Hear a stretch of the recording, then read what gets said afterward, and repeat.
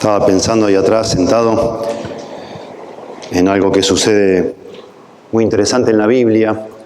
Ustedes no sé si saben que el libro de Esdras y Nehemías, en el original es un solo libro. Lo que pasa es que se ha dividido porque parece que ambos, cada uno de los libros, parece que habla de algo diferente. Pero realmente fueron una unidad. Nehemías fue el hombre que Dios usó para reconstruir los muros de Jerusalén. Y Esdras, simultáneamente que Nehemías estaba edificando la parte material, Esdras fue el hombre que Dios usó, digamos así, para reedificar el aspecto espiritual de la nación de Israel, que fue tanto o más importante que la construcción material. Entonces, cuando se me invitó a tener el honor de estar acá para compartir con ustedes esta alegría, este momento que es un hito, ¿no?, en la historia de la iglesia, de esta iglesia, verdaderamente lo es. Me imagino que va a haber otro hito que es cuando inauguren acá el hermoso salón que se ve que va a ser realmente gigante. Y ojalá pueda estar, me encantaría. Pero bueno,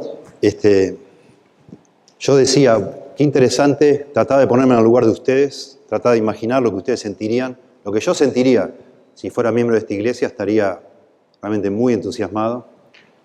Es muy lindo ser parte del comienzo de algo y con todo el sacrificio, ¿verdad?, cómo se hacen las cosas.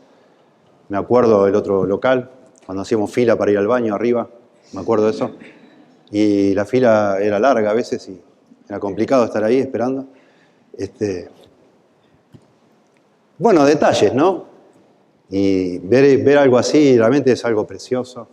Y uno piensa en las posibilidades de hacer cosas para el Señor en toda esta comodidad que Dios les ha concedido. Es hermoso, realmente es muy lindo y anima muchísimo. Pero a mí me surge, digo, bueno, me invitan ahí, ¿qué vamos a decir? Bien, los felicito, vamos para arriba, ¿viste? Son un ejemplo.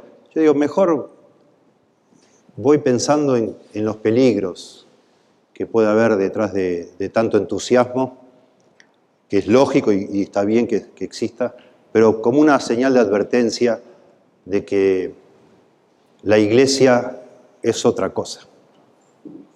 El edificio no tiene nada que ver con la iglesia. Y es algo seguramente que lo vivimos semana a semana todo el año que pasó, donde no nos permitían reunirnos. Y la verdad es que la iglesia no es el edificio. Nosotros y en cualquier otro país pasa lo mismo. Solemos decir, ¿a dónde vas? Voy a la iglesia, como si fuera un lugar, ¿no? O como si fuera una serie de actividades. Participar de una actividad es estar en la iglesia, hacer algo en la iglesia, o ir a un lugar como si fuera eso la iglesia. Y la verdad es que no. Y ha sido interesante, yo creo, para todos los pastores, cuando surgió esto que parecía algo sensato, no una persecución, no algo caprichoso, que nos dijeran, bueno, no se pueden reunir. Y uno piensa, bueno, yo a lo mejor puedo tomar esto como un avance del gobierno secular sobre las órdenes de Dios, y nosotros, dice la Biblia, tenemos que obedecer a Dios antes que a los hombres. Entonces uno dice, bueno, abro la reunión igual, pero después dice, bueno, pará, pero ¿y si resulta que después se enferman un montón de personas mayores en nuestra iglesia y tienen problemas? Esto no es un chiste, ¿no? Entonces uno empieza como a recalcular, y a mí personalmente, y sobre todo sabiendo que la iglesia de la cual yo soy misionero decidió seguir con las reuniones igual, a mí me puso y la gente me preguntaba, ¿qué vas a hacer vos? Bueno, no sé, vamos a ver, voy a pensar lo que la Biblia dice, que es lo más importante siempre. Y yo decidí no abrir. Decidimos con los ancianos, ¿no? O sea, mandar todo nuestro apoyo a la iglesia, digamos, de MacArthur, porque para mí es tremendo ejemplo de un hombre que ama a Dios, un hombre de Dios.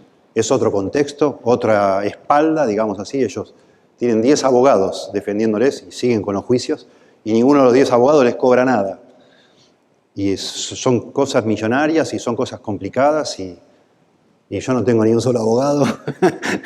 y bueno, imagínense, o sea, son distintos contextos, ¿verdad? Entonces yo digo, bueno, admirable, excelente, qué hermoso ver un hombre así, que se para por la verdad y no le importan las consecuencias.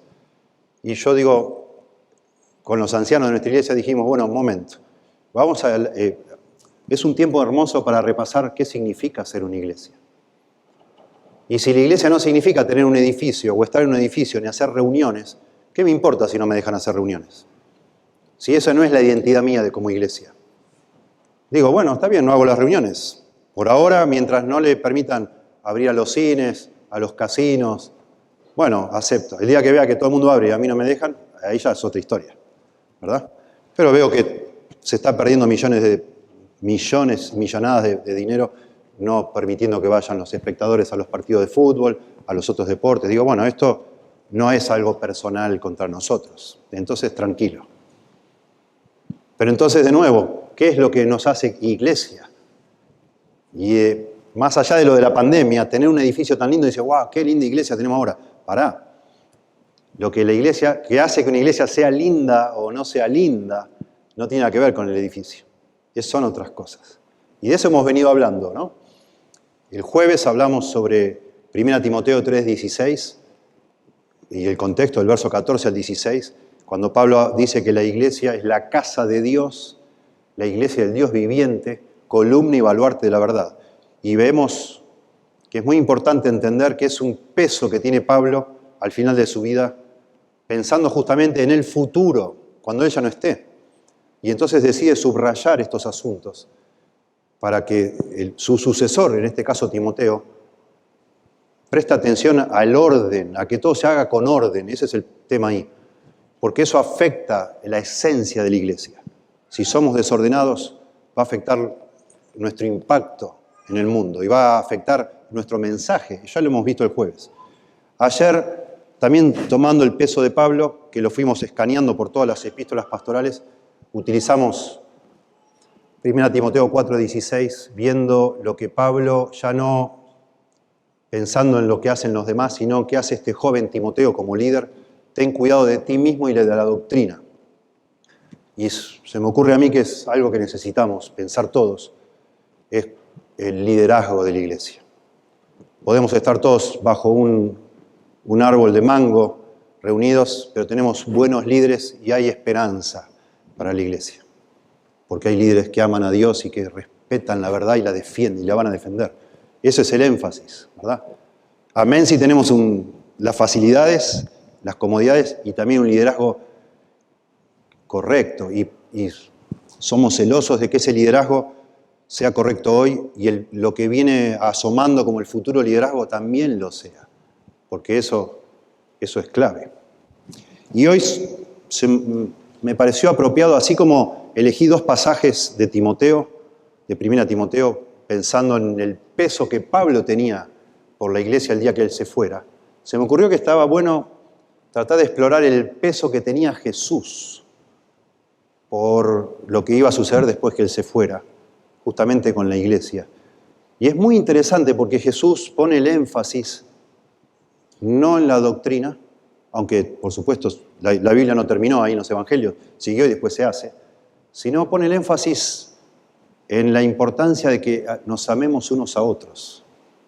Y es un énfasis que suena muy raro, a mí me suena extraño, por la manera en el lugar, en el momento, en la ocasión en que Jesús empieza a machacar con el tema del amor en la iglesia, porque es justo antes que Él se muera. Es el famoso llamado el discurso del aposento alto. El discurso, en inglés le llaman el discurso de despedida. Se llama en inglés, así lo conocen. Nosotros decimos el discurso del aposento alto. Que son las horas antes en que Jesús fuera a ser arrestado en el huerto de Getsemaní y ya está. Ya no iba a tener la oportunidad de inculcar en sus discípulos qué es lo que Él quería que tengan como un peso. Y Él decide, en esas horas, minutos antes de ser arrestado y llevado a todo lo que llamamos la pasión de Cristo, decide hablar del amor. Y eso llama la atención. A mí me llama mucho la atención. Y esto está en el Evangelio de Juan, en el capítulo 13, ¿verdad? 13 en adelante, hasta el 17. Cuando notamos los 4 evangelios, notamos que Marcos hace un énfasis muy, muy notable en el lapso entre que Jesús deja Galilea en el norte de Israel y va junto con los discípulos camino a Jerusalén, y ahí les habla y les habla y les habla a los discípulos, pero les habla del costo del discipulado, lo que cuesta seguir a Cristo, que ustedes no van a ser grandes personajes, no van a ser personas famosas, ustedes van a sufrir, porque el Hijo del Hombre no vino para ser servido, dice Marcos, sino para servir y dar su vida en rescate por muchos. Y ustedes van a hacer lo mismo que yo, ustedes van a ser mis discípulos. Y si yo vine para hacer eso, ustedes también. Ustedes vienen a sufrir, a servir a otros, a dar su vida si es necesario por otros. Lucas también hace un énfasis hermoso, mostrando cómo Jesús está todo el tiempo con las multitudes, haciendo distintas cosas, hasta que de pronto se enfocan sus discípulos.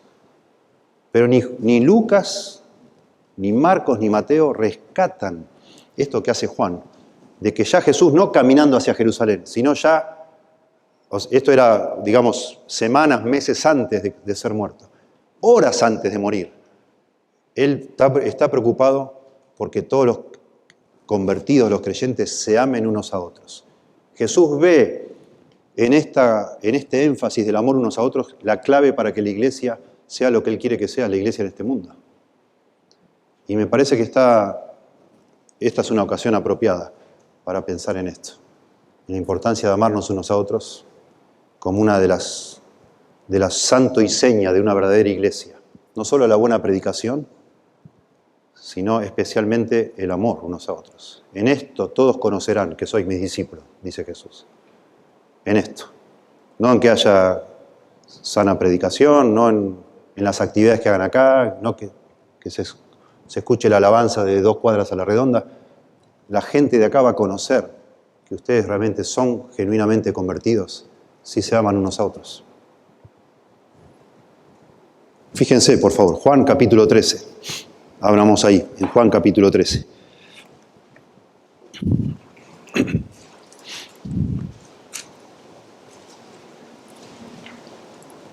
Versículo 34 y 35.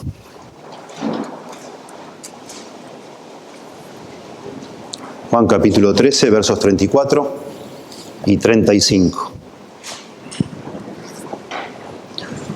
Un mandamiento nuevo os doy, que os améis los unos a los otros, que como yo os he amado, así también os améis los unos a los otros.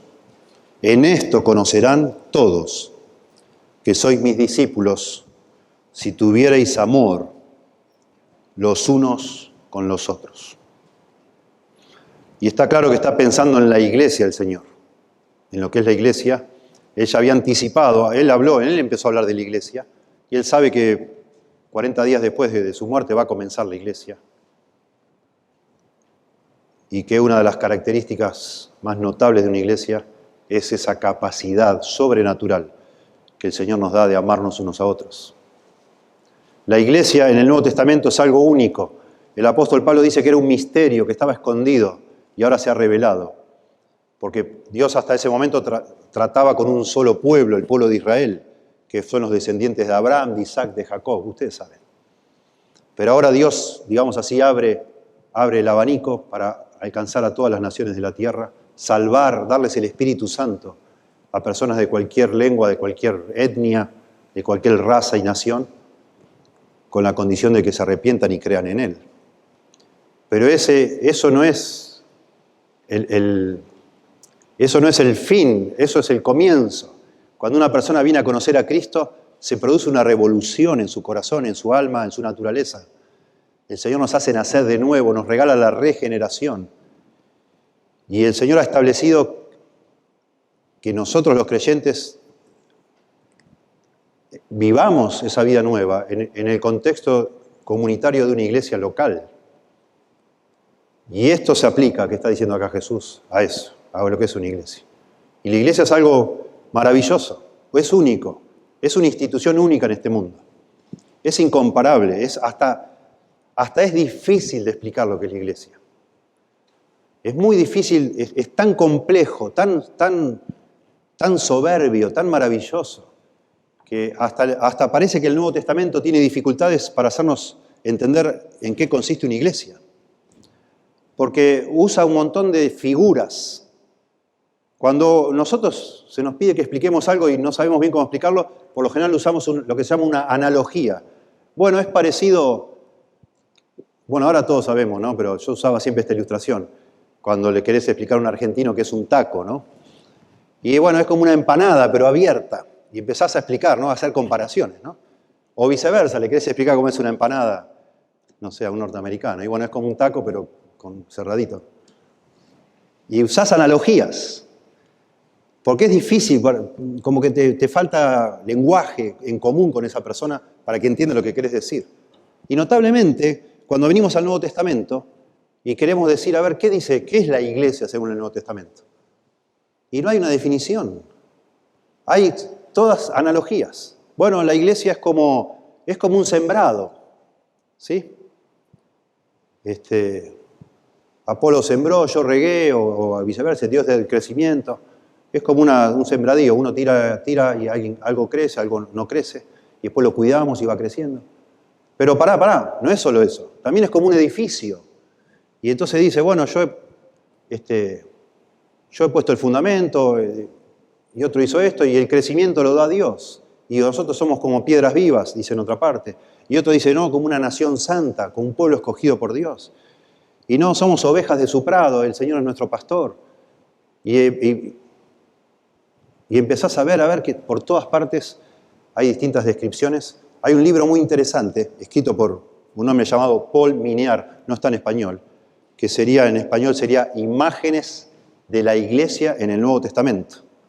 Y este señor Paul Miniar contabiliza y explica 96 imágenes que nos da el Nuevo Testamento de lo que es la Iglesia. Tremendo.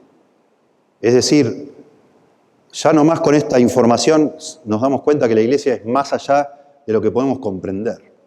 Es demasiado, es preciosa la iglesia. Y lo que es precioso para mí, siendo pastor, y como digo yo, me vuela la cabeza y me fascina, que en una iglesia, gracias a que tenemos en común el mismo Salvador, el mismo Espíritu Santo, que empieza a obrar en nuestro corazón para cambiarnos, nos quita ese corazón de piedra y nos da un corazón de carne, y nos da la capacidad de amar. El amor de Dios, dice Romanos 5:5, ha sido derramado en nuestros corazones por el Espíritu Santo. Y entonces en una iglesia nos amamos personas que jamás de los jamases nos hubiéramos ni siquiera interesado el uno en el otro, salvo que el Señor nos hubiera salvado. Y entonces tengo en la misma mesa de mi casa tengo una persona que nunca ni siquiera la escuela primaria hizo, que no sabe comer bien y a mí no me importa. Me da ganas de tirarme encima y abrazarlo porque lo quiero un montón. ¿Qué me importa a mí eso? Y está el otro que es ingeniero, y está el otro que tiene un carro importado, y el otro que anda en bicicleta con el dedo afuera. No nos importa. Nos queremos todos. Porque el Señor nos ha salvado. Y somos hermanos y hermanas, y hablamos el mismo idioma, nos encanta hablar. ¿O no? Y después vos vas a tu familia que no conoce al Señor y decís, ufa, no, ¿cuándo nos vamos de acá? Es una cosa. ¿Qué me importa hablar de esto? No sé, no conectamos, algo pasa que no hay onda entre nosotros. Pero con un hermano y una hermana en Cristo, qué hermoso que sea. A mí me encanta estar acá. Y a veces me ha pasado estar en un aeropuerto y de repente veo uno que se para un taiwanés, no sé qué, y le da a alguien y le dice, no, pues, en inglés le dice, el Señor te ama, porque de tal manera amó Dios al mundo. Y yo lo miro y le digo a mi esposa, pará, espera. No, me dice, pará, no hagas papelones. Digo, no, le tengo que ir a decir, hermano, qué hermoso, ¿qué estás haciendo acá? Y me da ganas de abrazarlo, ni sé quién es. Pero ya digo, wow, este va a estar en el cielo conmigo. ¿No te pasa eso? Es hermoso, hermoso. Y el Señor acá está diciendo que eso es lo que hace que es una iglesia, que nos amemos unos a otros. Pero lo dice de una manera que también es rara. Un mandamiento nuevo os doy. Se descuelga el Señor Jesús. Empieza esta última cena. No sabremos las horas que habrá durado. A lo mejor 3 horas. No lo sé. Pero empieza la última cena con el lavado de pies de los discípulos. ¿Verdad? Que es un evento. Bueno, antes de cenar, todavía no están cenando, se tienen que lavar los pies. Porque en esa época no había sillas. A pesar de que Leonardo da Vinci pintó la Última Cena todos sentados en sillas, no era eso. Era sin sillas, no había. Se sentaban en el piso, apoyaban el codo y la mesita bajita, y yo tenía el pie del que estaba comiendo al lado mío, tenía el pie acá mío, ¿viste? Y entonces y la gente tampoco había pavimento, entonces llegaban todos con los pies todos sucios, imagínate, ¿no? Así era, y yo lo tenía ahí al lado y decía, no, gracias, hoy no quiero comer. Entonces era importante lavarse los pies. Y bueno, ustedes saben la historia, ahora vamos a ir para allá, para atrás. El Señor les lava los pies, dándoles un ejemplo tremendo, no solo de humildad, de amor también, porque alguien lo tenía que hacer, era una necesidad que había que suplir, Él lo hace. Y entonces en un momento de esa última cena, después de lavar los pies, Judas sale para traicionar a Jesús. Y en ese momento que se queda solo, el Señor, con los verdaderos creyentes, recién ahí que se va el único no creyente que había en el grupo, que era Judas, les dice lo que solo los creyentes pueden hacer. En el momento que sale Judas, lo dice acá en Juan, noten ustedes, 13:31, un poquito antes. Entonces, cuando hubo salido Judas, ahí empieza el Señor a hablar de lo que Él quería. Y Él quería hablar del amor. Pero lamentablemente, digo yo, lamentablemente, y es así, es perfecto esto, pero así, desde mi punto de vista, lamentable, antes de decir un nuevo mandamiento os doy, les dice, yo me voy a ir. Me voy a ir. Noten un poquito para atrás. Verso 33. Hijitos, aún estaré con vosotros un poco. Me buscaréis, pero como dije a los judíos, así os digo ahora a vosotros, a donde yo voy, vosotros no podéis ir. Y ahí dice, un nuevo mandamiento os doy, que os améis unos a otros y todo lo que leímos. Y traten de imaginar ustedes, los discípulos acaban de escuchar que el Señor se va a ir, ellos pensaban que estaba por empezar el reino ahí mismo, por eso venían discutiendo, Juan y Santiago, iban camino al aposento alto discutiendo dónde se iba a sentar cada uno en este reino que ya comenzaba. Y el Señor le dice, me voy a ir, y ustedes no van a poder venir conmigo, ni van a saber a dónde. Y tengo un mandamiento nuevo para ustedes, ámense unos a otros. Y leemos en el verso 36, que Pedro, que era el vocero del grupo, parece que ni escuchó lo del nuevo mandamiento. Le dijo Simón Pedro, verso 36, Señor, ¿a dónde vas? Me hace reír esto a mí mucho. No escuchó nada. Claro, se quedó colgado con lo de me voy. Y por eso digo lamentablemente, porque tiró una bomba, Jesús, me voy. Y inmediatamente después dice lo más precioso que tenía para decirles y nadie lo escuchó. Me encanta. No les importó. Habrán empezado a mirarse mientras Jesús decía, un nuevo mandamiento os doy. Ellos estaban diciendo, se va, ¿a dónde se va? Y se empezaron a poner nerviosos. Y nos notamos que estaban muy nerviosos porque Jesús desvía su tema y empieza a decir, no se turbe vuestro corazón ni tenga miedo, ¿no? En la casa de mi padre muchas moradas hay, etc. Ustedes saben. No tengan miedo, porque estaban muertos de miedo, porque se iba el Señor. Pero el Señor quería hablar del amor y ellos estaban en otra. Y es asombroso, por eso estoy introduciendo así porque vamos a ver cómo Jesús en este discurso pero tan delicado vuelve una y otra vez a decir, quiero que se amen. Escúchenme de una vez, por favor. Ya les dije, bueno, voy a mandar el Espíritu Santo. Ya. Lo estoy dramatizando un poco, ¿no? Pero bueno, ya está arreglado. Ese detalle ya lo pensé. Va a venir el Espíritu Santo. No se van a quedar solos. Pero escúchenme, por favor. Quiero que se amen unos a otros. Esto es lo que a mí me importa. Porque esto es lo que yo pienso que es clave para que la iglesia sea como debe ser. Que ustedes se amen unos a otros. Lo demás ya está todo arreglado. No los voy a dejar solos. Yo estaré con vosotros todos los días hasta el fin del mundo, termina Mateo, ¿verdad? Vamos a estar. El Padre, el Hijo y el Espíritu Santo, ahí vamos a estar. Pero ámense.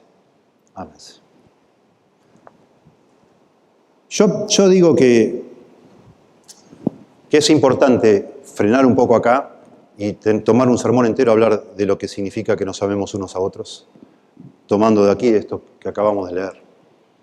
Porque me parece que así como los discípulos no entendieron bien o no le dieron tanta importancia, salvo el apóstol Juan, que se ve que quedó impactado y no solo Juan escribe todo esto acá, a diferencia de los demás evangelios que no tienen absolutamente nada de esta información, sino que escribe la primera carta de Juan, la segunda carta de Juan, la tercera carta de Juan, y escribe también Apocalipsis, y vemos que a él le impactó ese tema del amor. Es casi el monotemático Juan, y en primera Juan casi todo el tiempo habla del amor, el amor, el amor, el amor. A él sí le impactó, y mucho, por lo visto. Pero él acá no habla. De hecho, Juan es el discípulo que menos habla en todos los evangelios. No habla, Juan no habla. Se ve que era muy jovencito, dicen los estudiosos. Pero le impactó, le impactó. Miren, nosotros como iglesia estamos en este mundo con una misión de llevar el evangelio a toda criatura, ¿verdad? La gran comisión. Y lo tenemos que hacer de manera audible. Tenemos que hablar de lo que significa la muerte de Jesús en la cruz. No solo que Jesús murió en la cruz, el hecho, sino el significado, ¿no? La sustitución, etcétera, la necesidad del arrepentimiento, el perdón, etcétera. La iglesia tiene esa comisión de llevar el evangelio a todo el mundo de manera audible. Pero la iglesia, en la forma en que se conduce, hace que el evangelio sea visible, según lo que acaba de decir acá Jesús. En esto conocerán todos que vosotros sois mis discípulos, si tuvierais amor unos con otros. A ese punto es tan importante. Es como que cuando en una iglesia local, hay ese verdadero amor excepcional, sobrenatural, extraordinario, hace que tu mensaje sea creíble, porque decís, wow, esta gente, ¿qué le pasa? Esta gente es muy rara. Antes no era así mi hijo, dice una madre. Yo quiero ir a esa reunión porque a mi hijo algo le pasó. Algo le pasó. Amor, amor. ¿Sí? Y nosotros tenemos que, en primer lugar, por lo que dice acá Jesús, que es un mandato, creo que tenemos que repensar este tema del amor, porque no sé si le hemos dado ese lugar central que tiene.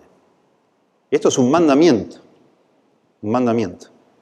Y eso nos tiene que hacer pensar. Es un mandamiento, nosotros ya no nos regimos por los 10 mandamientos, no estamos pensando en los mandamientos, en la ley, pero el Señor dice, yo les doy un mandamiento. Lo tienen que obedecer. Y entonces, en primer lugar, lo que yo quiero decir es que, en base a este pasaje, que nosotros tenemos que repensar esto de amarnos unos a otros. Tomarlo más en serio, a eso me refiero. Darle el peso que quizá nunca le dimos en nuestra vida.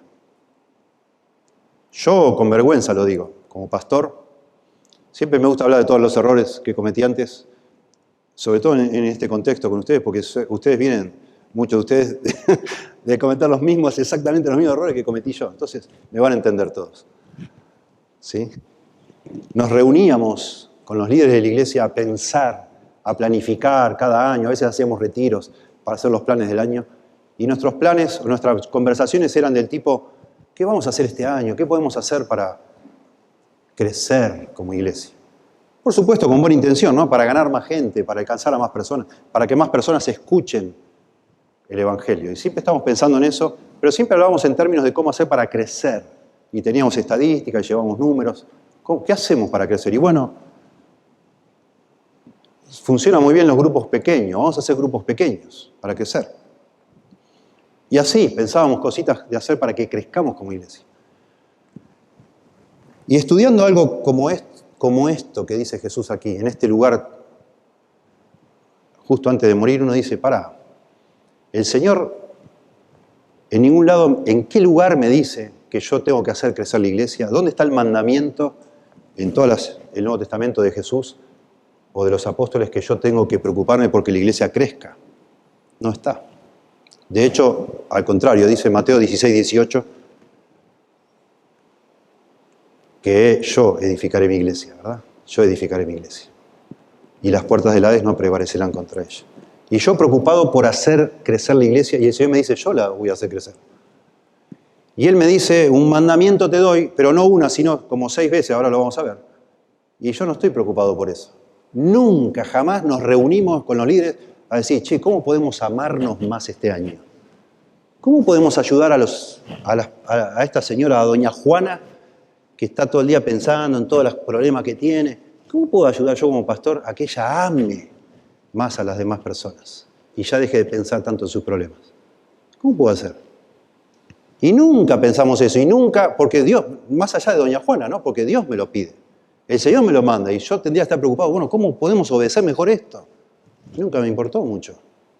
No sé vos, capaz que ustedes sí, están obsesionados con esto, pero yo sospecho que no, y por eso digo, tenemos que pensar de nuevo esto. Porque esto es muy serio.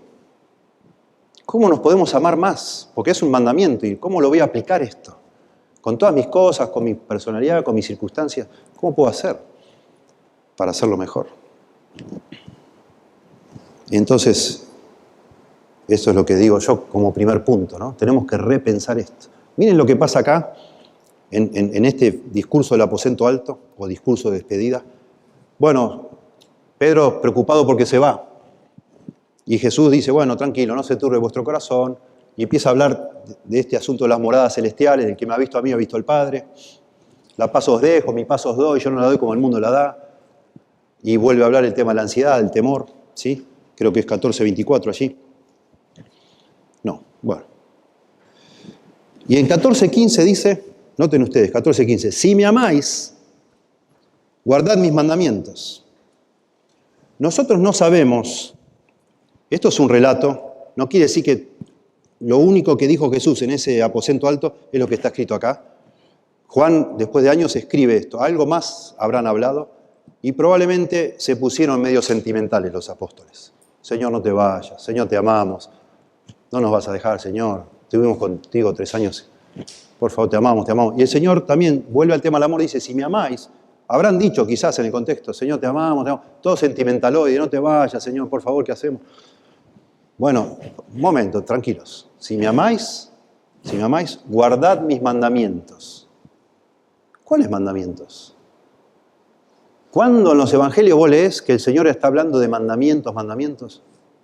No habla de ese, no usa esa palabra el Señor. La empieza a usar acá. Es asombroso. En este discurso, Él empieza a hablar de los mandamientos. Pero habla de el mandamiento, que es amarse uno a otros. 14:21. El que tiene mis mandamientos y los guarda, ese es el que me ama. Y el que me ama será amado por mi Padre, y yo le amaré y me manifestaré a Él. Noten que está pensando de nuevo en este asunto del amor y el amor genuino y ese mandamiento, el gran mandamiento, ¿sí? Bueno, sabemos que en el capítulo 15 habla de la vid y los pámpanos, separados de mí nada podéis hacer. Claro que sí.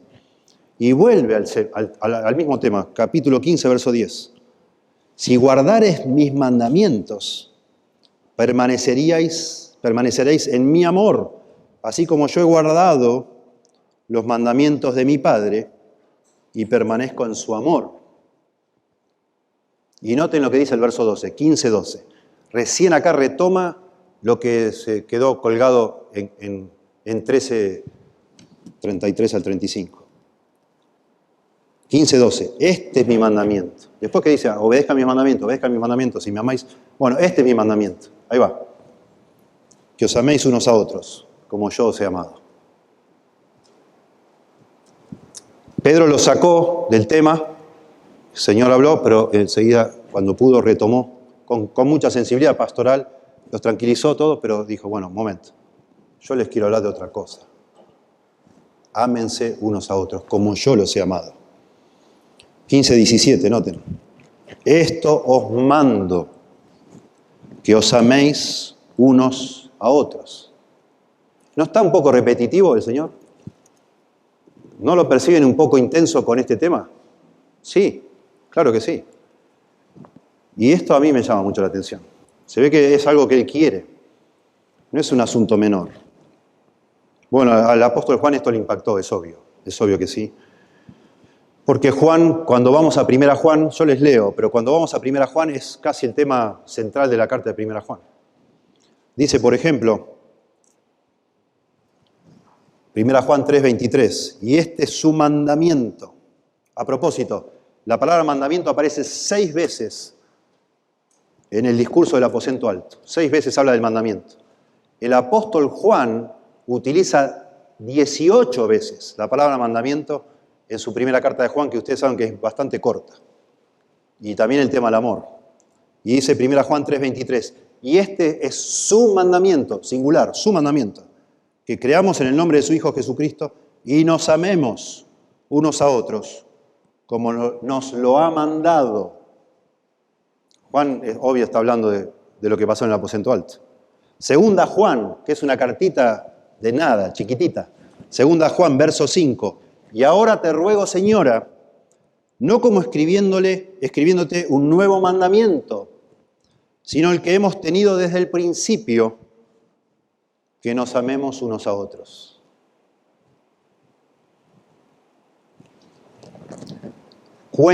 Tenemos algunos relatos de los apóstoles, de lo que hicieron después que se terminó de escribir el Nuevo Testamento, o de que está fuera del Nuevo Testamento. Y cuenta Jerónimo, no sé, oyeron hablar de Jerónimo. Jerónimo fue uno de los llamados padres de la iglesia, fue un hombre que tradujo del hebreo y del griego al latín la famosa Biblia llamada la Vulgata Latina. Y él escribió varios libros también y algunos comentarios. Y en su comentario de Gálatas, capítulo 6, verso 10, Jerónimo cuenta una historia, una anécdota del apóstol Juan. Jerónimo vivió más o menos en el año 300, Juan murió más o menos en el año 100, o sea que no se conocieron. Pero sí hay como una cadena de discípulos que llegó a conocer a Juan y que fueron escribiendo y hasta que Jerónimo tuvo información de primera mano. Dice que cuando era viejito Juan se congregaba en la iglesia de Éfeso. Nos dice el Nuevo Testamento que Juan fue llevado preso a la isla de Patmos, que está justo enfrente a Éfeso, y después fue liberado y él se quedó en Éfeso, el apóstol Juan, ya viejito. Y en esa época no había silla de ruedas, entonces ella no podía caminar. Y lo llevaban en andas, no sé, en una silla, no sé cómo lo llevaban en andas hasta la iglesia. Viejito él. Y lo sentaban atrás, ya tenía sus pastores, la iglesia, él no era pastor, era el apóstol viejito, el anciano le llamaban. Ya todos habían muerto, solo él estaba vivo, de los apóstoles. Y ahí sentadito atrás, y pasaba todo el servicio, y en algún momento, como estaba el apóstol, decían, bueno, va a hablar el apóstol Juan. Va a hablar el apóstol Juan, escuche.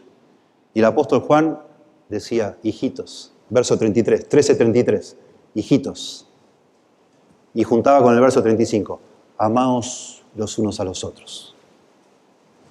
Y no decía nada más. Dice Jerónimo esto. Nada más. Bueno, qué bendición, qué hombre sabio, qué hermoso. Se lo llevaban. Al siguiente servicio lo traían y en un momento, va a hablar Juan, va a hablar Juan. Anciano, por favor, díganos. Hijitos, amaos los unos a los otros, decía Juan. Y todos esperando a ver si decía algo más, nada. Y se los llevaban. Y así, cada reunión, apóstol, por favor, díganos.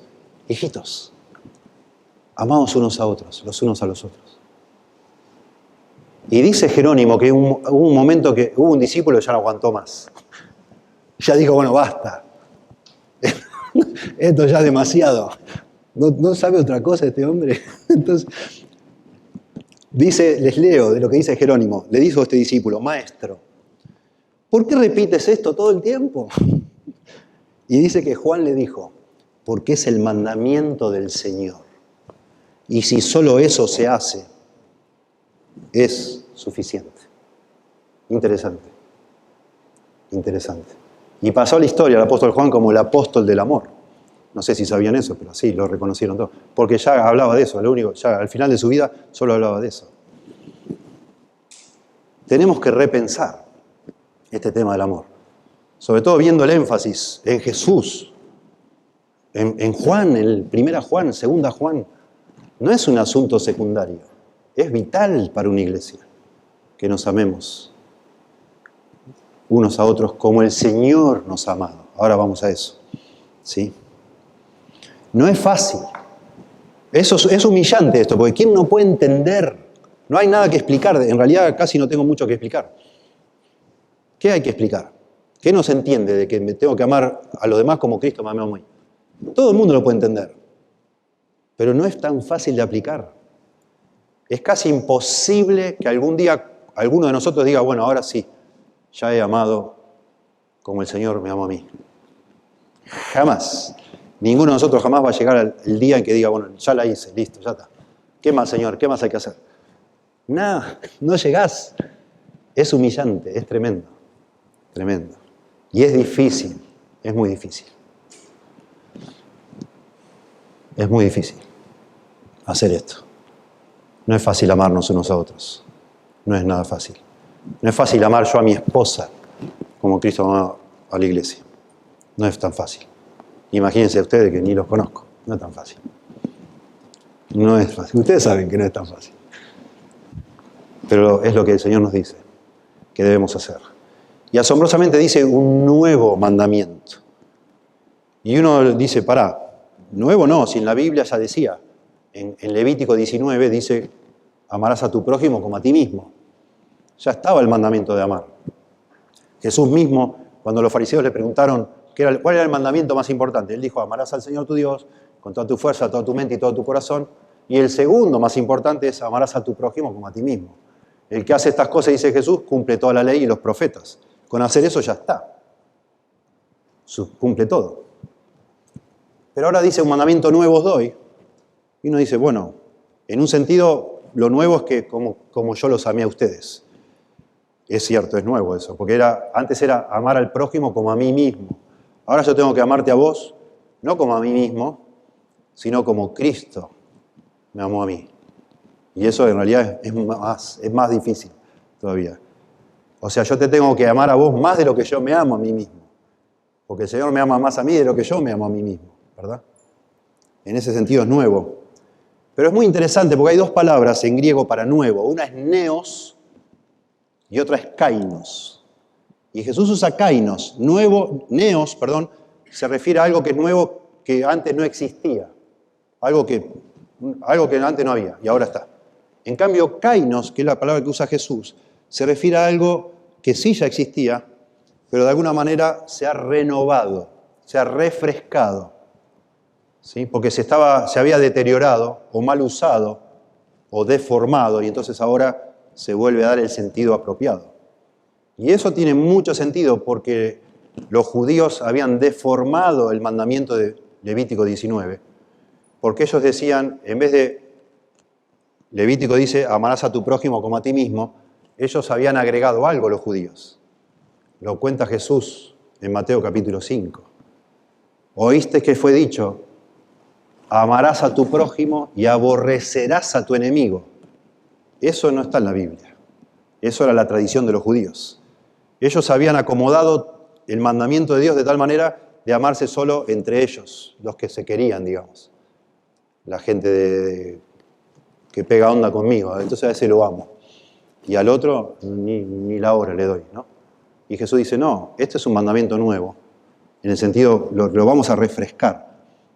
Esto es algo nuevo, en muchos sentidos. Y de nuevo, este concepto me hace a mí pensar que tenemos que repensar, porque a lo mejor yo digo que amo, pero no.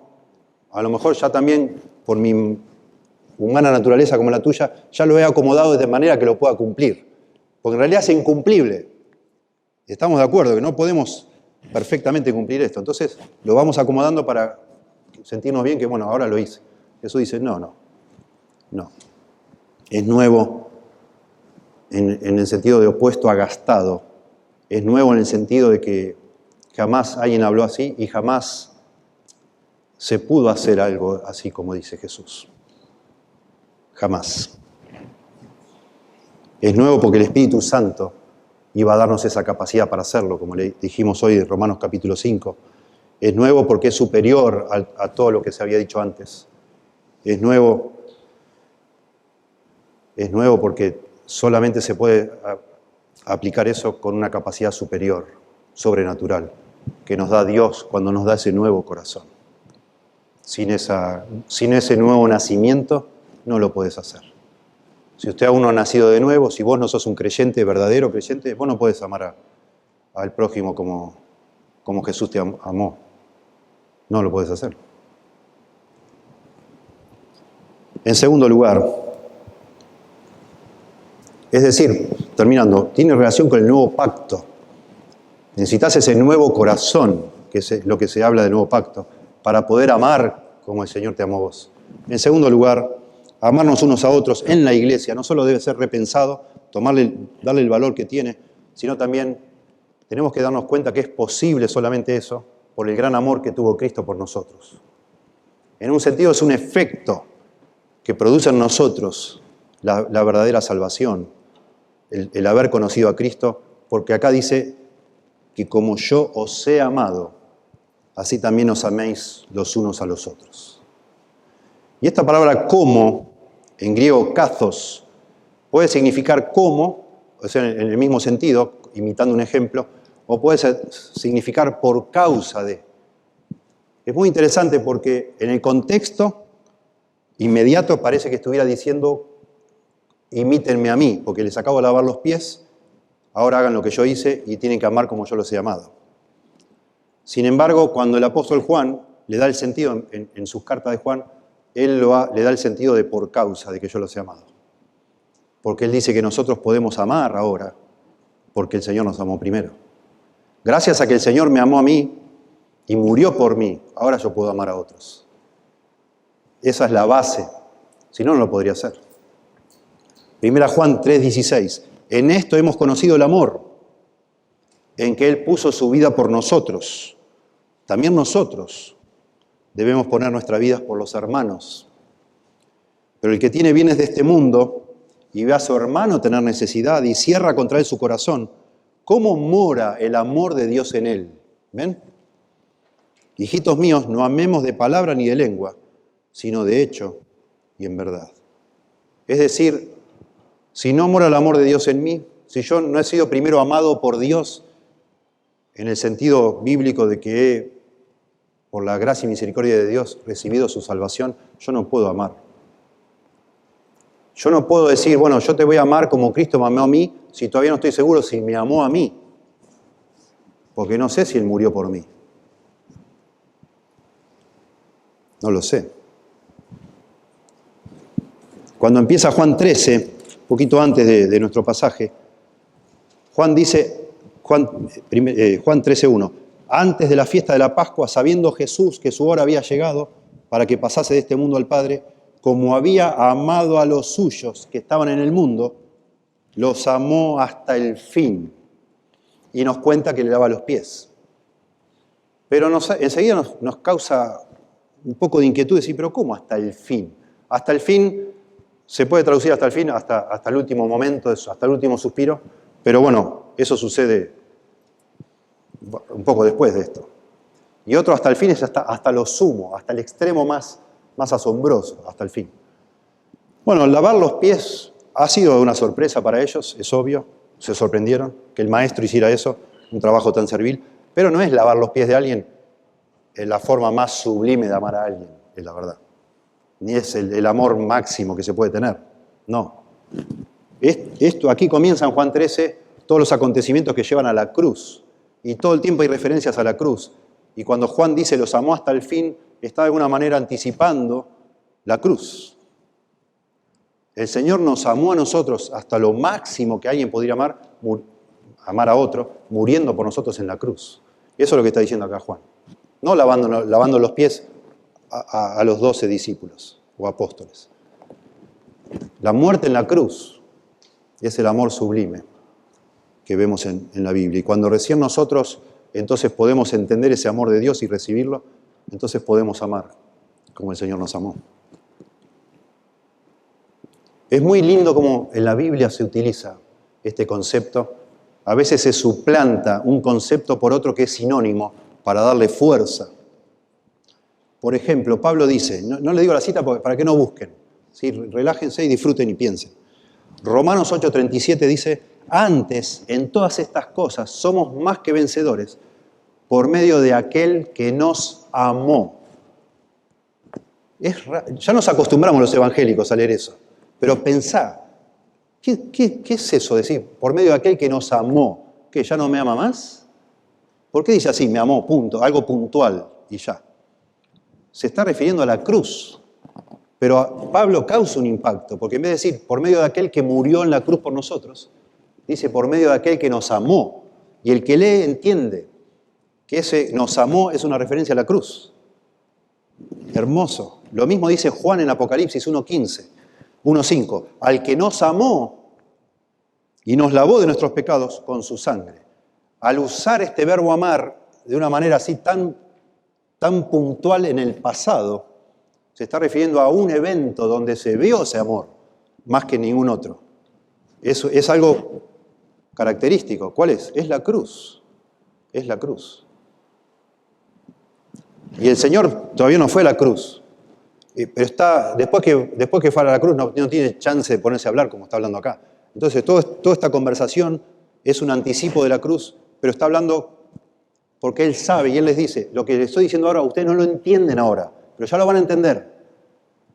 Cuando lo vean a la luz de la cruz, ahí van a entender todo. Ahora no lo van a entender. Pero escuchen, ya el Espíritu Santo les va a recordar y ahí se les va a volar la cabeza. Cuando se den cuenta de lo que estoy diciendo yo acá, porque tiene que ver con lo que estoy a punto de hacer, que ellos tampoco sabían. Por eso se escaparon todos, no lo podían creer. Después se entendieron.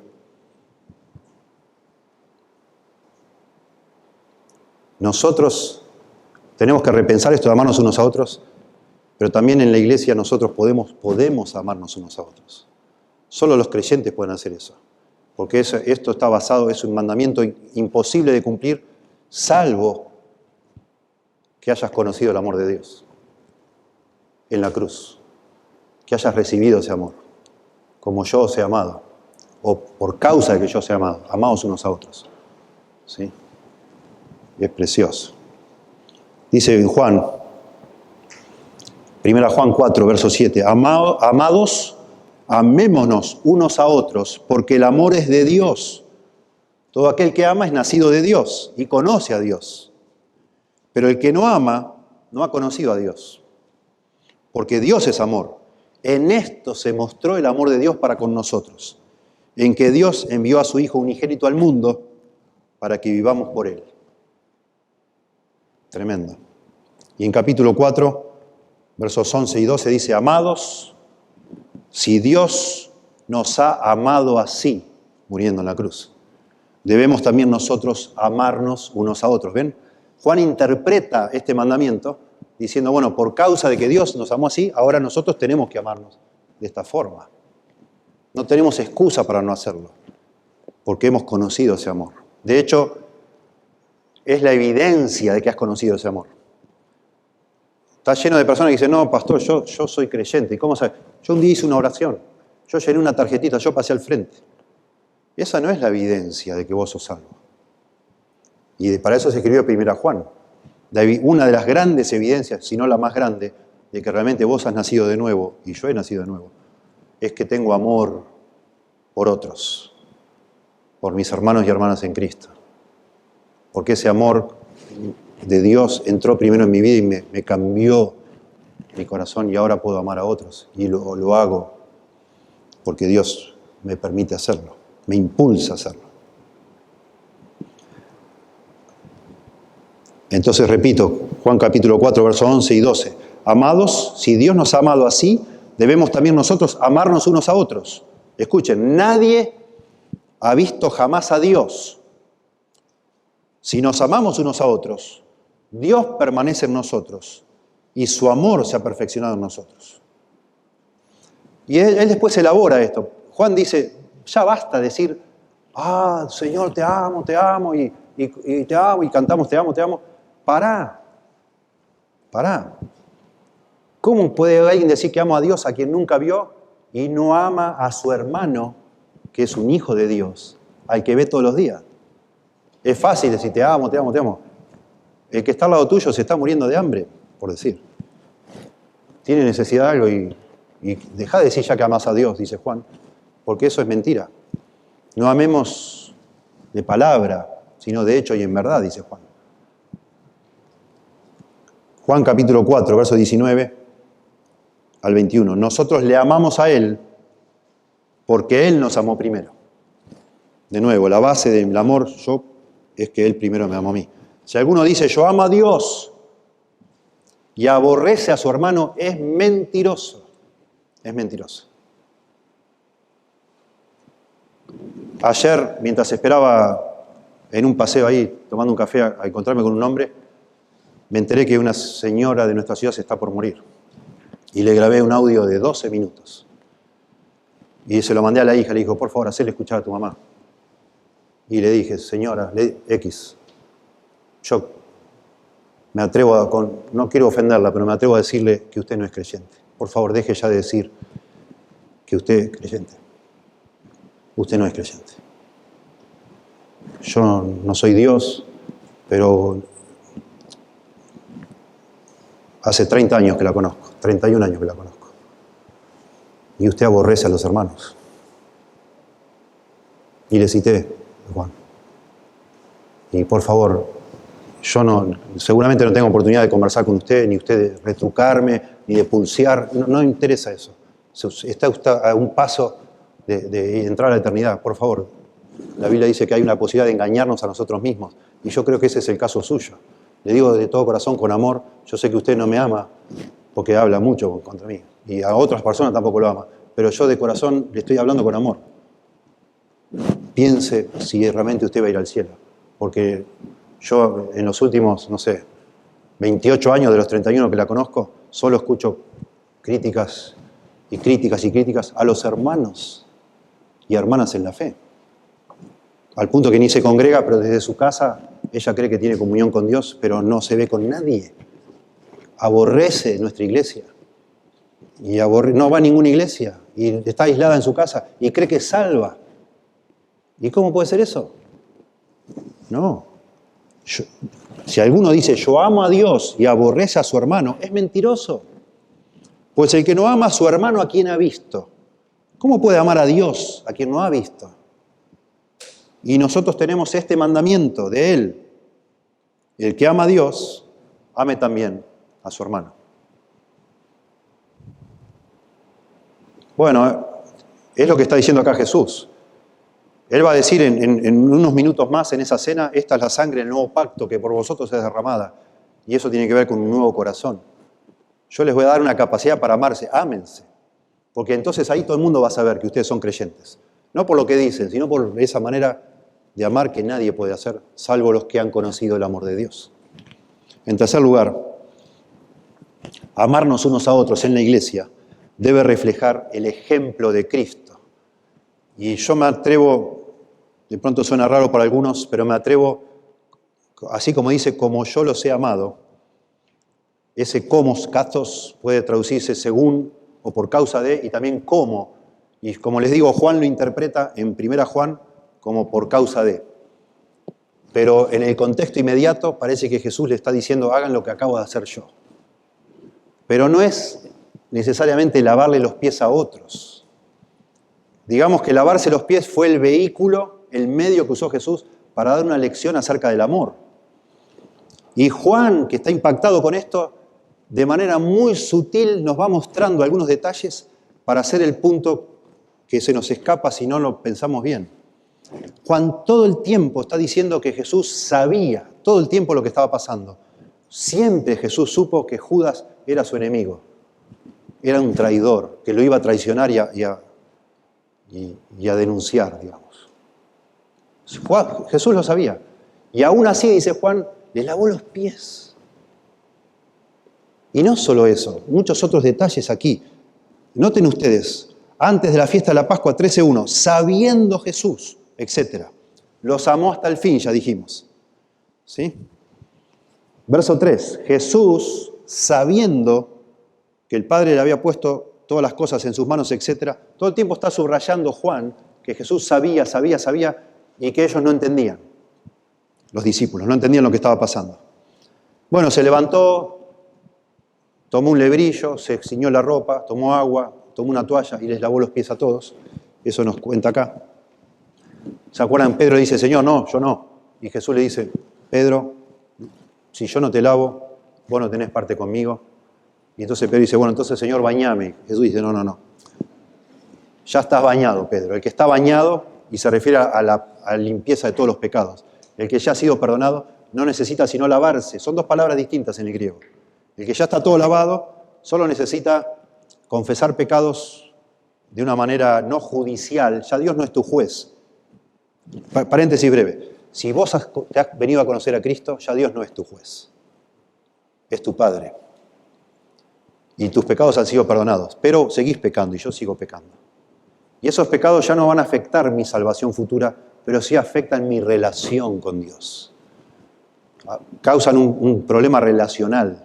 Y esos tienen que ser lavados por medio de la confesión. También eso enseña 1 Juan, capítulo 1, verso 9. Entonces Jesús dice que está bañado, no necesita sino lavarse los pies, nada más. ¿Sí? Y entonces dice, verso 7, 13:7.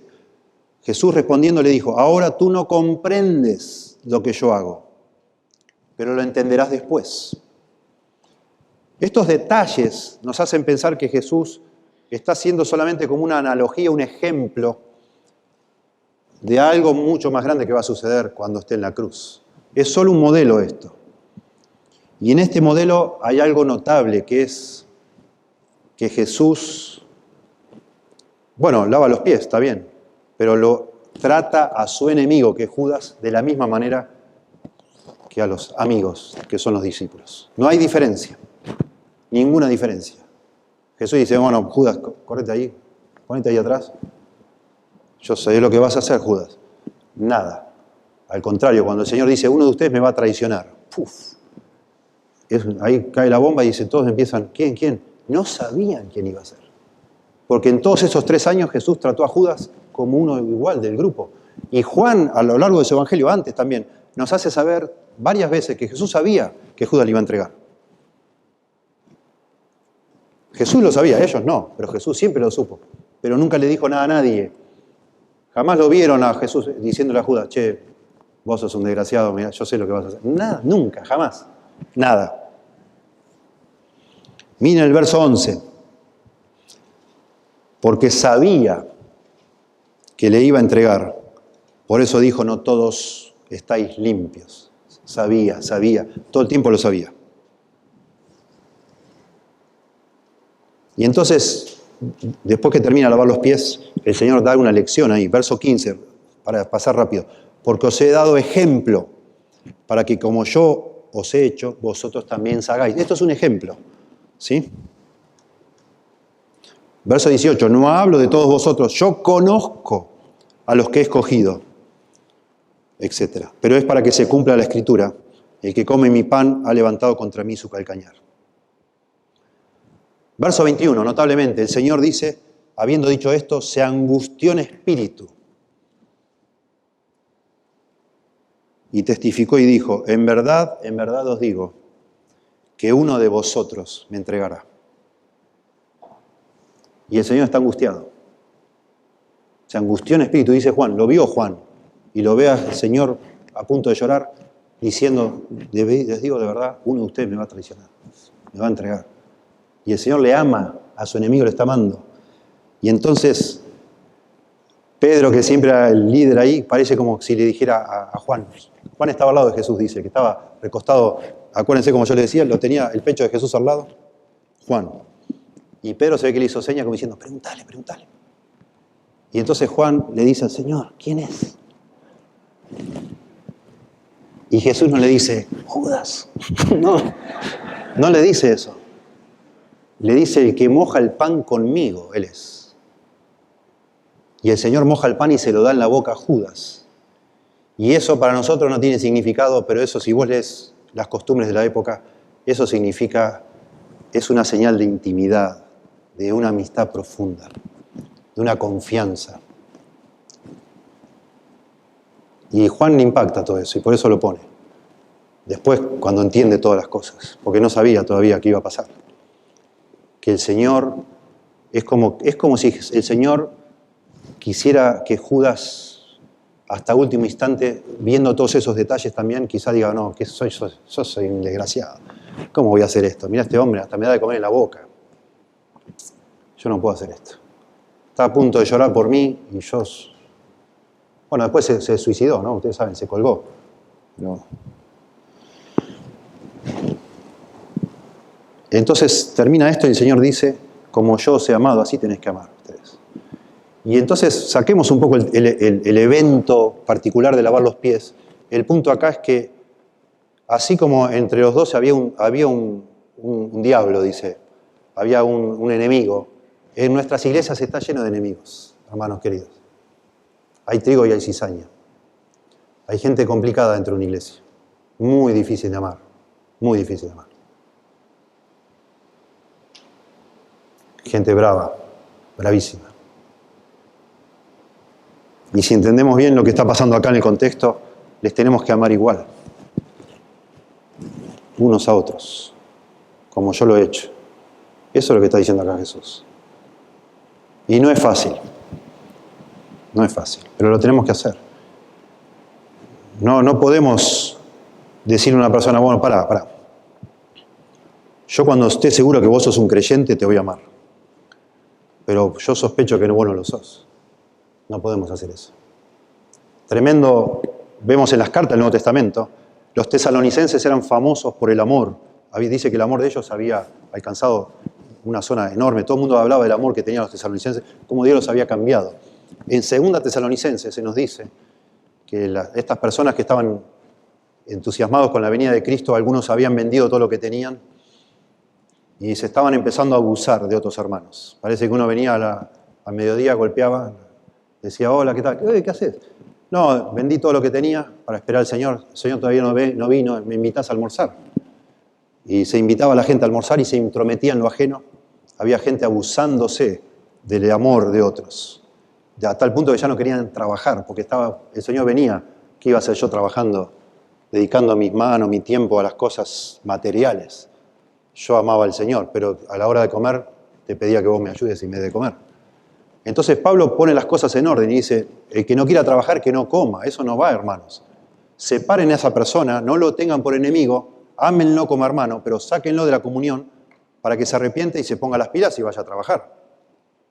Y entonces Pablo agrega, y vosotros no os canséis de hacer el bien, como es debido. Porque eso es lo que nos pasa en una iglesia. Es lindo, hay gente que escucha esto y dice, ¡guau! Me tienen que amar. Porque hay gente que te lo dice incluso, vos me tenés que amar, pastor. ¿Viste? Y te llaman y te dicen, pastor, se me acabó la garrafa, ¿me comprás una? Por decir, ¿no? Usan la palabra garrafa, ¿no? Para el gas. Cosas por el estilo, ¿no? Y si vos le llegás a decir, bueno, y le decís a veces, mira, pará. Y ya te frena y dice, no, pará, Dios te dice que me tenés que amar. Así hay gente que hace. Y hay gente que se ha abusado de vos y de mí. Hay gente que te ha pedido cosas prestadas y no te ha devuelto, ¿verdad? Y cosas por el estilo. En una iglesia pasan esas cosas. Y vos lees esto que tenés que amar aún a los Judas entre nosotros y vos decís, no, pará. Y es difícil, pero interesante, porque Dios, por medio de esta carta de los tesalonicenses, dice, bueno, hay gente que se está abusando, los ancianos de una iglesia tienen que intervenir si está pasando eso y decir, bueno, esto así no puede ser. Pero todos jamás deberíamos cansarnos de hacer el bien, porque alguien se abusó de esto. Tenemos que hacerlo. Y bueno, a veces nuestro consuelo, cuando hemos tratado de hacer bien a alguien y vimos que esa persona nos estafó, porque nos mintió incluso, diciendo algo que no era como era.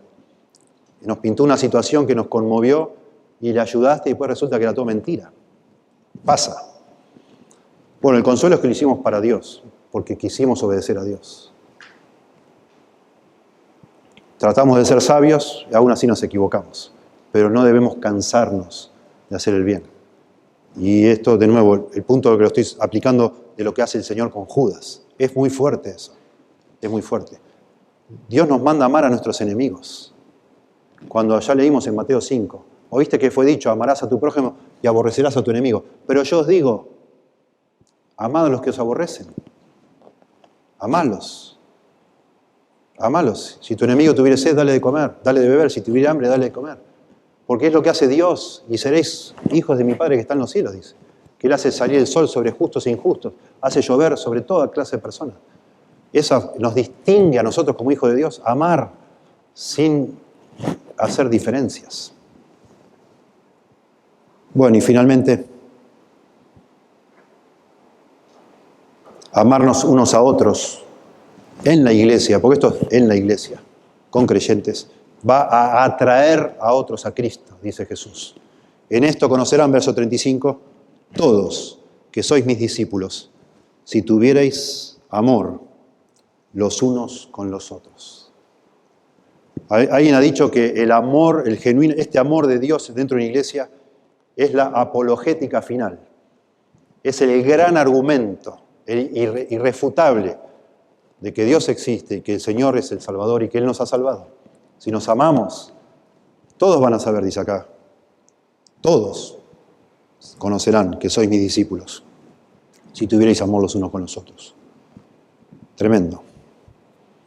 En esto, o por esto, así habla, Juan escribe de esta forma, en esto, pero es por esto, por amarnos unos a otros van a saber.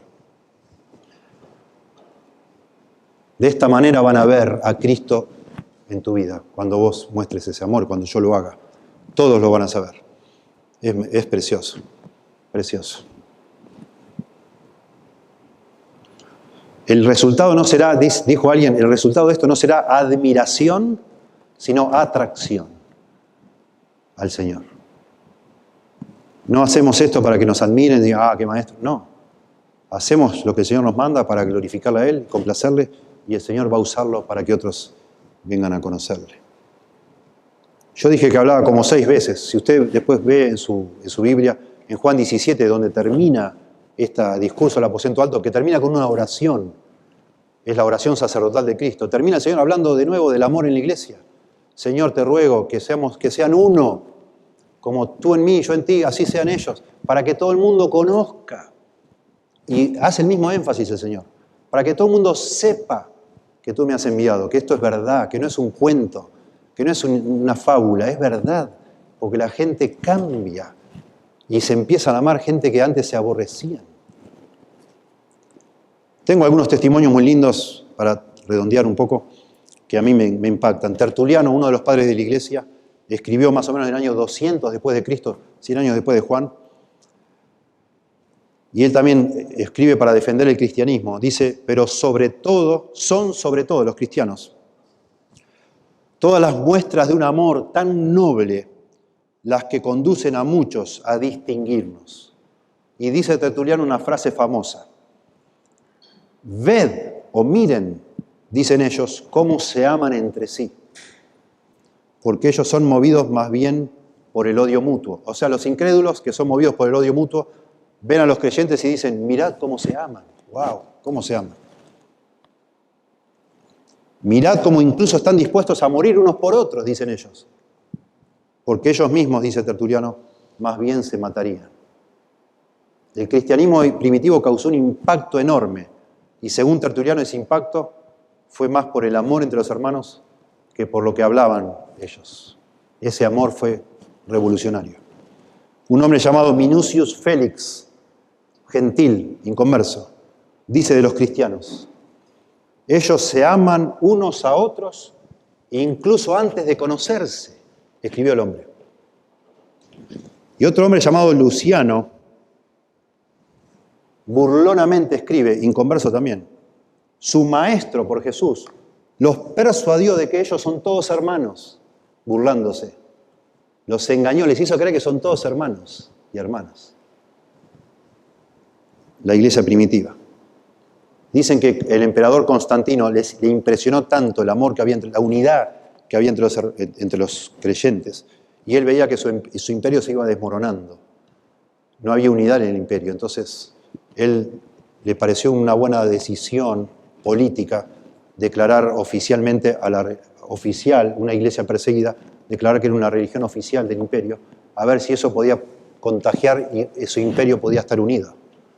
Lamentablemente no sucedió, sino todo lo contrario. Cuando el emperador dijo que ahora todos podían ser cristianos, y él quería que sean cristianos, para que todo cambie, entonces un malón de gente ingresó a las iglesias porque el emperador quería, pero no porque se convirtieron. Y eso arruinó todo. Al punto que un hombre llamado Crisóstomo, que fue contemporáneo del emperador Constantino, dice él que en sus días, se queja en sus escritos, que muy poca gente se amaba dentro de las iglesias. Incluso ahora, dice Crisóstomo, incluso ahora, lo que más hace que los paganos tropiecen es que no hay amor en la iglesia. Ellos hace rato que han condenado sus propias doctrinas y de la misma manera admiran las nuestras doctrinas cristianas. Pero se ven obstaculizados para entrar a la iglesia por nuestro modo de vida, porque no nos amamos. Y no, porque la iglesia se llenó de inconversos. Y un inconverso no puede amar. No puede. Necesita el amor de Dios, como estamos leyendo. ¿Sí? Un escritor contemporáneo dice, el poder de atracción de una comunidad amorosa no es menos evidente en nuestra época, en que estas comunidades son cada vez más raras. Cada vez más raras. Tiene que ver con ustedes.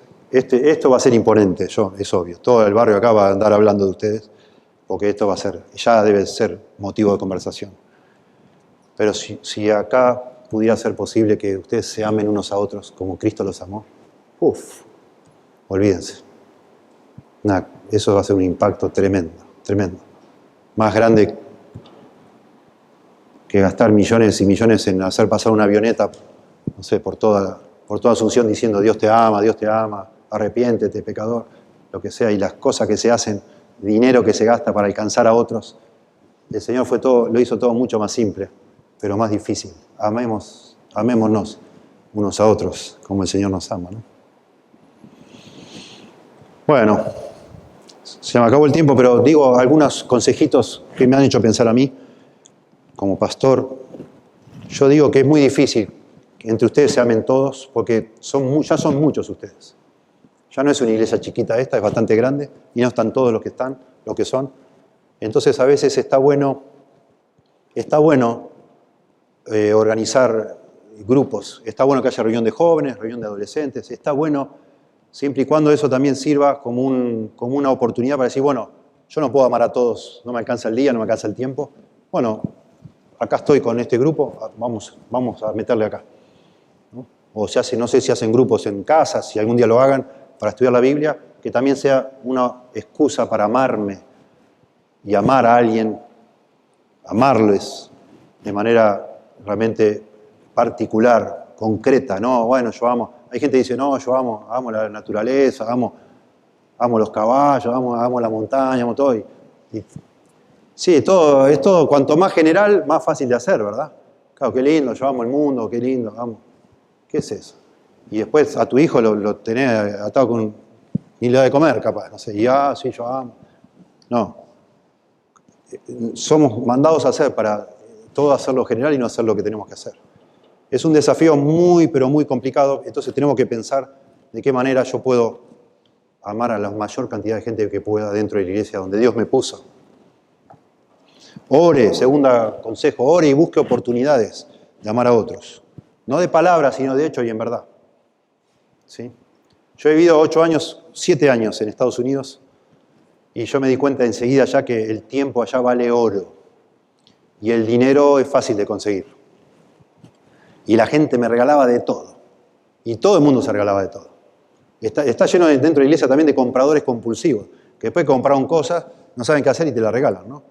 O les gusta ir a comprar porque le hace sentir bien, entonces van a comprar para vos, pero en realidad, bueno, se sienten bien y me traje yo de todo. Hasta ahora estoy usando ropa que me han regalado y cosas. Y te mandan tarjetitas y firman y te mandan y ahora lo hacen todo por internet, ¿no?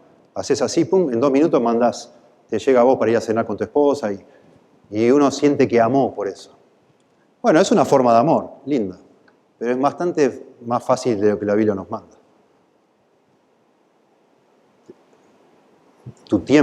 Dale tu tiempo a alguien, escucha a alguien, de verdad interesate en alguien, eso es una forma de amor cada vez más difícil de practicar. Cuando le preguntás a alguien, ¿cómo estás? Es un formalismo, y dice, no, muy bien. Bueno, ya vas a estar bien. No, te está tirando la cuerda para que te diga, bueno, contame, sentate acá, vení, contame. Y vos decís, no, que no me cuente. Me muero, si me cuenta, pues tengo tanto que hacer hoy. Eso es una forma de amar. Vayan, después no hay tiempo, pero vayan a Levítico 19, donde está la primera vez que aparece amarás a tu prójimo como a ti mismo. El contexto es tremendo. No andarás chismeando entre tu pueblo, dice, sino que razonarás con tu prójimo. Y esa palabra razonarás es, porque todo tiene que ver, está conectado. Dice, no andarás chismeando entre tu pueblo, sino que razonarás con tu prójimo. ¿Qué es eso? Yo te veo a vos que sos medio raro, no sé, hiciste algo, te vi algo raro, y en vez de ir a hablar, a razonar con vos, decís, che, ¿qué pasó? Te sentí olor a cigarrillo. ¿Qué estás haciendo? Por ejemplo, inventando, ¿no? Lo mira él, no es cierto, estoy inventando.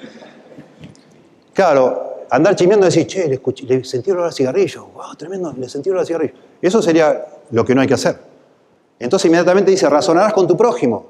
Entonces le digo, che, estoy preocupado por vos. Te sentí olor a cigarrillo. ¿Qué pasó? ¿Estás fumando vos? ¿Qué te pasa? Y entonces inmediatamente dice, amarás a tu prójimo como a ti mismo. Porque esa es la manera de amar a esta persona. Veo algo y no digo, ¡qué barbaridad! Me acerco y digo, che, ¿qué pasa? ¿Te puedo ayudar? ¿Necesitas mi ayuda? Eso es una manera de amar superior, que dar regalitos, que dar una bolsita de comida, tomá, ¿no? Y no, eso lo podemos hacer y está bueno que lo hagamos, ¿no? También si ves que alguien tiene necesidad, pero darle la bolsita es lo más fácil que hay.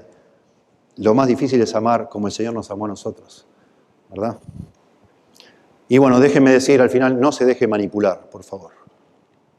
Esto se puede mal entender y este énfasis se puede tomar justamente para que personas se abusen. Mire, a ver si se lleva esto como un consejo de sabiduría. Amar a alguien es darle a esa persona lo que esa persona necesita, no lo que esa persona quiere.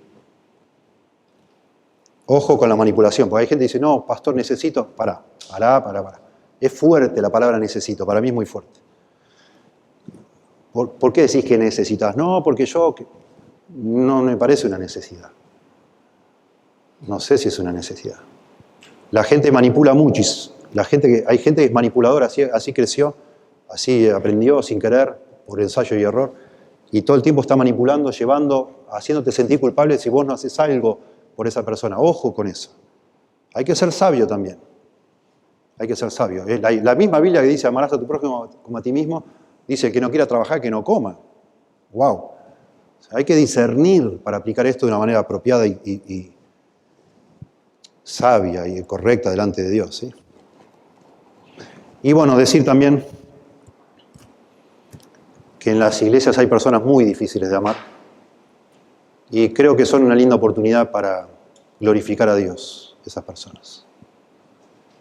Yo no tengo algo muy elaborado, pero también creo, hay gente que por la sabiduría de Dios, dicen en Éxodo 3:14, creo por ahí, que Dios ha hecho al ciego, al sordo, al mudo. Dios hace que personas tengan dificultades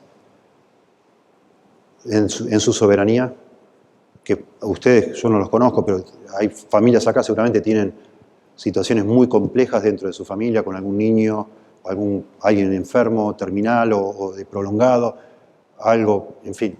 Son oportunidades para amar. Son oportunidades para amar porque generalmente hay personas a las cuales no nos pueden retribuir el amor. Y son solo recibir, y así Dios lo dispuso. Y es una bendición que en una iglesia Dios nos conceda gente con muchas dificultades, de ese tipo incluso. Familias muy complicadas, que están luchando y necesitan que nosotros como nos pongamos hombro a hombro y les acompañemos, aunque no nos devuelvan nada, pero estamos haciendo lo que Dios nos manda. Y eso es hermoso, es glorificar a Dios, ¿verdad? Es muy hermoso. Miren, conozco una iglesia que hace años me pidió hablar de este tema. Este sermón lo preparé. Un día me llamaron de una iglesia y dice, vamos a hacer un picnic con la iglesia y queremos que nos hable del amor porque queremos amar más. Y bueno, preparé esto. Y cuando tomamos la clase de plantación de iglesias, tuve la entrevista con ellos y me dice, nosotros lo conocemos al escritor de este libro, Bull Holder.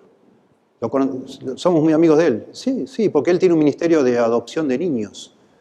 Y nosotros en la iglesia hace años que queremos amar más. Y un día nos planteamos varios de cómo podemos amar todavía más y más y más. Y nos contactamos con gente del gobierno y nosotros, muchas familias de la iglesia, somos hogares de paso, nos dan niños, los tenemos nosotros hasta que alguien los adopta. Y bueno, hemos tenido ya un montón de niños y me cuenta el pastor de la iglesia me dice, empezó la cuarentena, yo le iba a tener, a la nena esta le iba a tener por un bebito me la dieron y ya tiene 2 años, me dice. Y me la van a sacar, ya consiguieron para adoptar y se va a ir de casa y estamos, pero bueno, ya queremos seguir amando y amando y amando. Y me impactó muchísimo. Claro que sí. Que el Señor nos guíe a cada uno de nosotros, ¿no? A veces yo hablo mucho en mi iglesia hablo mucho de vivir pensando en el cielo, en el cielo, en el cielo, y que hacer un tesoro en el cielo. Y a mí me ha dado Dios la capacidad y el llamado y los dones para hacer lo que estoy haciendo para Dios. Y algunos de ustedes de pronto siente que, bueno, yo no sé qué hacer para Dios, para hacer una diferencia. Yo le animo a pensar que amar de una manera más extravagante, lo más extravagante que puede ser una manera de usted hacer un tesoro en el cielo, porque lo hace para Dios. Dios lo pide, el Señor lo pide. Y de una manera intensa, como hemos visto, el Señor lo pide. Y probablemente eso impacte para la salvación de más personas que ninguna otra cosa. Porque eso es muy fuerte. No existe eso. No existe. Que el Señor nos guíe a aplicar esto y lo podamos conectar con esta preciosa iglesia que son ustedes. ¿Sí? Te damos gracias, Señor, por tu palabra. Por favor, guíanos a aplicar esto, a poner en obra algo pero tan difícil para nosotros, pero tan posible, porque tú fuiste adelante como el capitán de nuestra salvación, como el comandante, haciendo el ejemplo, dándonos el ejemplo, no solo con lo que hiciste con Judas, sino especialmente lo que hiciste en la cruz, Señor. Eso es la piedra de toque, Dios, que cambia todo, que nos permite tomar esto para nosotros. Y también asumiendo que entre nosotros hay algunos que no te han conocido aún, no han conocido ese amor. Oh, por favor, Señor, que tengas misericordia de esas personas para abrirles los ojos y ver el significado de la cruz, para caer a tus pies pidiéndote perdón, rogándote por la salvación, el perdón de pecados, la vida eterna, la regeneración. Por favor, Señor, lo rogamos en el nombre de Jesús. Amén.